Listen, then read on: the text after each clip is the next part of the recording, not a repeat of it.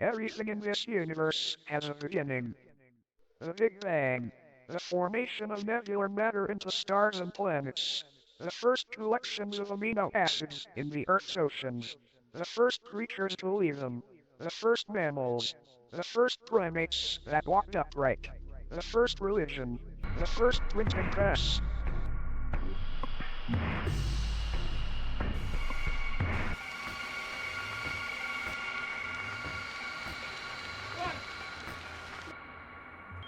Pump up your space boots and phone home. It's time for Let's Find Out with co-host Diego. Live. To tape from the mothership. It's Let's Find Out with co-host Diego.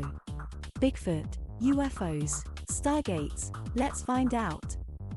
Paranormal, intelligent design, entertainment, let's find out. You're listening to Let's Find Out with co-host Diego. Live to tape from the mothership. Welcome to the very first episode of Let's Find Out.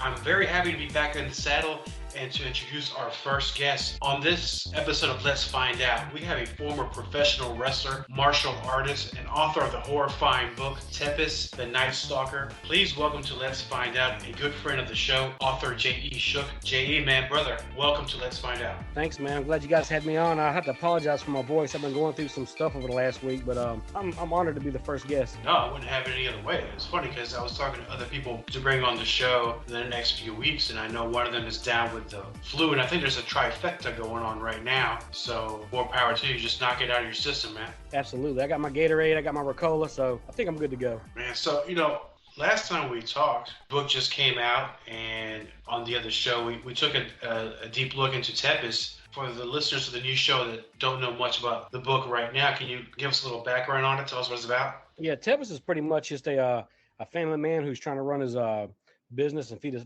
family. And, a mysterious plague comes over and people start dying, getting sick. Unfortunately for him, it affects him. He dies too, but he comes back as we'd call today a vampire, but it's more of a zombie that feeds on blood.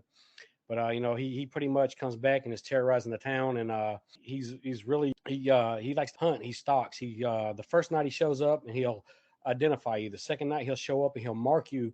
And the third night he'll show up and he feeds on your body.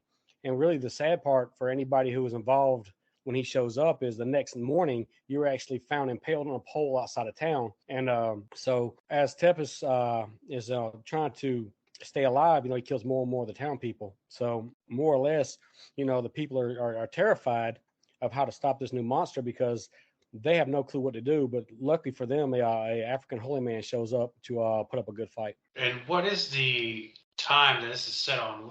Are we in the 1800s? Are we going even long before that?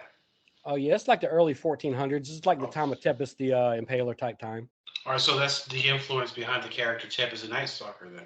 Yeah, that's where I got the name from, because that's the whole thing about where the idea of impaling him on a pole outside of town come from, the name. The town itself is a fictional town called Bram, which is, named after Bram Stoker, who wrote Dracula.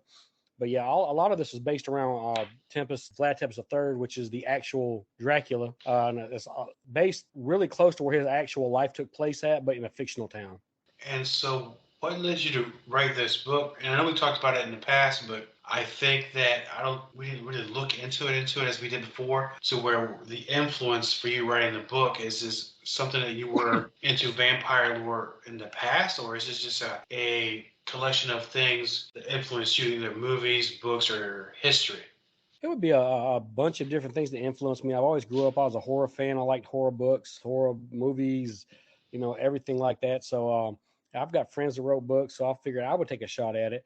And the first thing that came to mind was a vampire, because that seemed to be the thing, 10, 15 years ago. I sat down and I didn't want to come out with another Dracula. I didn't want something that you see in Hollywood, like the whole, dressing nice and romanticized. I wanted a beast or a monster, something that was, if you could put this into film, it'd be terrifying. So my idea was more of a rotten corpse that comes back to feed on you, that you can't see, that you really don't know is there, that you're not aware of, that you can't hunt.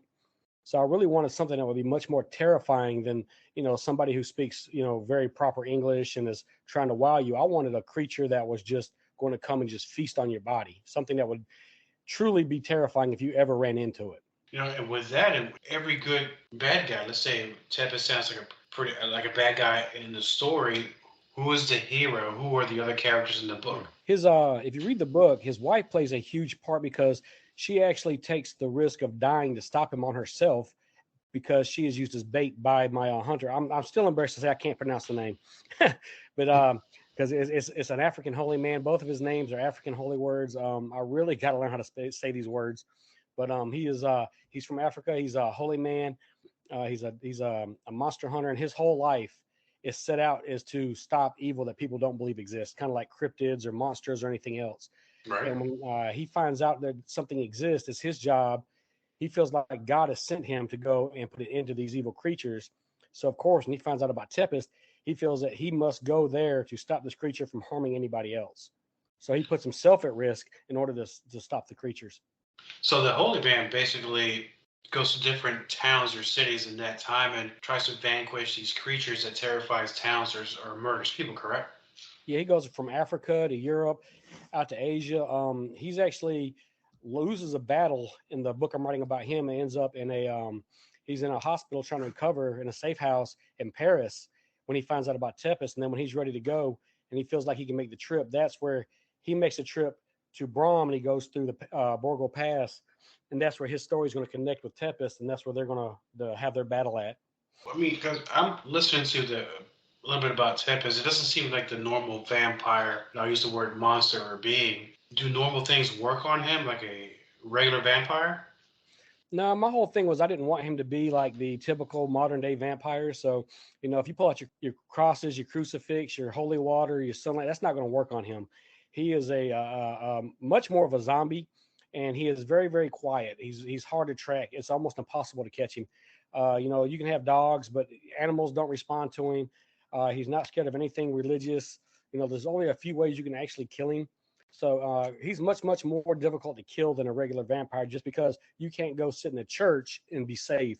He'll come to that church and kill you. So you really have to be much more slick about how you approach this because you really don't know where he is, who he's coming for, or where he's at. And he can disappear into the wilderness and never be seen. So I think if you had to pick which vampire you'd rather fight, you'd rather go against Dracula because at least with Dracula, you would have some type of a weapon that would be useful in a fight. Where with my guy, he's a brutal monster that you don't see coming. Basically, I want to say the word a jacked up vampire because if the normal things don't work on him, I'm assuming the Holy Man would have more weapons in his arsenal to be able to at least fight this guy. Yeah, he's actually got I forget how I described it in the book. You have to forgive me, my head's still a little clogged up from getting over COVID, but no worries, yeah, he's got a cast of weapons. He understands how to hurt the monster. He actually has it's called a vampire Bible. It's everything you need to know about an actual true to God vampire, and it's actually wrapped the book wrapper that's around the book was actually from the tablecloth that Jesus used at the Last Supper, so it's considered holy and divine, and actually helps protect him. But he has a series of weapons that he knows can hurt different types of monsters, and he is one of the few people who truly understands how to battle and how to take down each different type of monster, including a vampire. Now, last time we spoke about, well, actually, let me go back because losing my timing here. After the last show where we spoke a few months ago, we talked about Tepes the Night Stalker, and the book just pretty much came out. How was the feedback from the book? Pretty good. I mean, it was my first attempt of writing a book, and I haven't had anybody really just say anything negative yet. Everybody so far that's read it has seemed to at least like it. I'm not retiring rich from it yet, but so far it's been mainly positive feedback, and I've had a lot of people ask me about getting copies of it. So I really, I'm really happy with the way it turned out. Good, because the reason I asked that because I know you left a little bit room for a possible second book, which is why I bring up how was the book received, because you were kind of on the high wire there, whether you're going to have a follow-up or not. Well, right now, actually, I taught you last time about my computer went down. I've got that back up, so I've got my information back. Nice. But my next book is actually going to be like a prequel to that book. It's going to be about the hunter. And the end of that book is literally going to be where he's crossing in to come find Tepes and Tepes the Night Stalker. So the books cross over. And when I get those two done, if I wanted to, I could continue on with the hunter in a third book. So, it's just a matter of time and, sitting down, putting pen to paper and getting the next story put together. And the idea of how Tepes the Night Stalker would look like, because the cover is very nice, and the artist who you collaborated with and gave him your vision of how Tepes should look like, do you feel he encaptured exactly how Tepes should look like? Yeah, because my idea really was it was going to be, back in the 1400s, people really weren't that big. They didn't eat a lot, so they were smaller people. My idea was like a skinny guy in like a burlap pair of, tore up pants, and just be real kind of decomposing monster type of guy. And I sent him several different pictures, and I think he pretty much nailed it. So, I was really happy with it. Now, with the prequel coming out, do you have an idea of how the Holy Man should look like? Is he working on that right now? Actually, yeah, I have I already have a picture of him ready to go. I just gotta get the book made. He's tall, he's slender, he's an older guy. I think my artist did a really good job with the concept of what he should look like. So when that book does come out, I think it's gonna match the cover to the book I have now very well. And will it be with the same publisher? Yeah, my publisher did great. So I think they're just waiting on me to contact them and let them know when I'm ready for the next one. Great. And I'm sure those who read the first book will be more than happy to read the prequel, get a little more in depth into the character of the Holy Man and so forth. So, other than Tepes, I think you also mentioned that you might have something outside of that you'll be writing about. Oh yeah, actually, my mind goes a million miles an hour. I've probably got 8 different books right now I'm working on. It's half written. I've got one about being terrorized in the woods of West Virginia, and it's not a hillbilly stereotype. It's more of a monster chasing ATV riders. I've got one set in ancient Rome. I've got one about a voodoo holy man, kind of based off of the Baron Samedi type thing. I wish I had my paper in front of me again, but yeah, I've got several I've been working on. It's just I'll do a chapter at a time. Then I'm in college, so I'll go back to my college schoolwork, and when I get bored, I'll go back and write another chapter out. It's kind of funny because while I'm at work or doing other things, an idea pops in my mind. I gotta write it down right there and then. So, you're so busy outside of when you're writing your books, do you stop at any moment and just stop what you're doing, just write down what first thing comes to your mind before it just goes out of your mind? I absolutely have to, because if I don't, when I go back to try to think of it, it'll drive me crazy because I will not remember it. That's just a couple of the books I'm writing popped in my head like that. And, I'm at work, I got sheets of paper. I'll just kind of scribble something down as a reminder. But if I don't write it down, it'll be gone. So, I don't know if it's the ADHD or what, but I cannot remember stuff. I have to put it on paper. No, and I know the listeners don't have the video like you and I do, but I'm bringing up all these sheets of paper I have right here. This is all the stuff that while I'm somewhere else, I have to stop what I'm doing and write down what it is I want to do for the next shows or for the interviews, because those thoughts, if I don't write it down, it's like a dream. You wake up in the morning, you don't write it down, you don't remember it. That's a lot of paper. Yeah, a lot of ideas. It's so scrapbook paper. And I condensed it because it's usually all sticky notes. Yep. Yeah, so I get it, man. And I know you're not feeling well, so, we can end the show very soon. So how can the listeners of Let's Find Out learn more about your books? Where can they get it? What's your website and social media so they can learn more about your book and future books? Yeah, if you go onto Amazon and look up J.E Shook, look up Tepes the Night Stalker, because there are 2 J.E Shooks, and they will send you to him first for whatever reason. I guess it's because he's got 2 books out and I have one. You can go to J.E Shook, JEB.SHOOK.com. That'll send you straight to my book, which is a link back to Amazon. It's J.E Shook on Facebook, J.E Shook on Instagram. And when I get my Twitter going again, it'll probably be Jeb Shook on Twitter.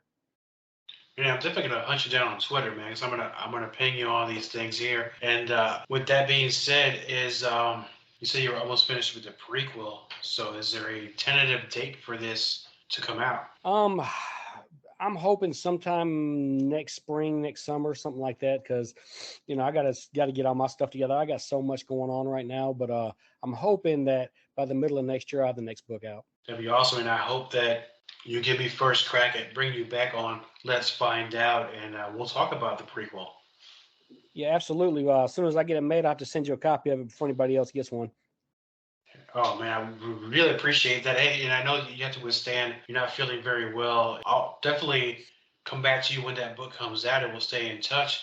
And love to have you back on again, of course. Oh, absolutely. Absolutely. Awesome, man. Thank you for being on Let's Find Out with co-host Diego. Thank you for listening to Let's Find Out. Please follow the show on Twitter at co-host_Diego on the Facebook page, facebook.com/co-host Diego. I'm also on the Instagram as co-host Diego. And finally, you can listen to the show on Anchor, Spotify, iHeartRadio, and Google Podcasts. J.E., thank you again for being on Let's Find Out with co-host Diego. Until next time, my friends. Copyright co-host Diego. All content for Let's Find Out is the property of co-host Diego and is served directly from our servers with no modification, redirects, or rehosting. All celebrity impersonators are paid performers. The impersonated celebrities do not endorse or promote any views or opinions expressed by our guests, co-host Diego, or Let's Find Out. The information shared on Let's Find Out is provided on an as-is basis with no guarantees of completeness, accuracy, usefulness, or timeliness.